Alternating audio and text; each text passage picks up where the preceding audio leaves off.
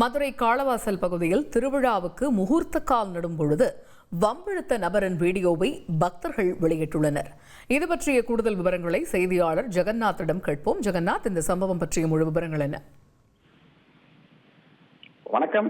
மதுரை காளவாசல் பெத்தானியபுரம் ஆசை தம்பி தெரு பகுதியில் குடும்பத்துடன் வசித்து வரும் சதீஷ்குமார் என்ற கூலி தொழிலாளி அவரது வீட்டிற்கு செல்லும் பாதையில் தனிநபர் இடத்தில் வசித்த முத்துமாரியம் என்ற பெயரில் கோவில் கட்டப்பட்டிருக்கிறது. இதனைத் தொடர்ந்து சென்னை உயர்நீதிமன்றத்தில் அமர்வில் வழக்கு தொடர்ந்த நிலையில் உடனடியாக ஆக்கிரமிப்புகளை அகற்ற வேண்டும் என்று உத்தரவு பிறப்பித்திருந்தார்.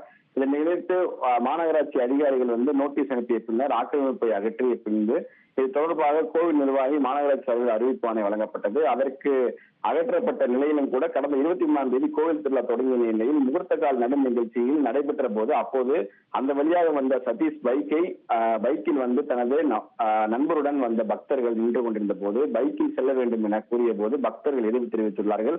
இதனால் பைக்கில் இருந்தபடி பக்தருடன் வாக்குவாதம் செய்துள்ளார். அப்போது தேவையற்ற வார்த்தைகளை பேசியதாக கூறி அங்கு கூடியிருந்தவர்கள் சதீஷ்குமாரை அடித்துள்ளனர். இது தொடர்பான சிசிடிவி காட்சிகள் வெளியான நிலையில் கோவில் விழாவிற்கு எதிராக பேசியதோடு பெண்களிடமும் வாக்குவாதத்தில் ஈடுபட்டதாக கூறி அப்பகுதியைச் சேர்ந்த பெண்கள் கரிமேடு காவல் நிலையத்தில் புகார் அளித்திருக்கிறார்கள்.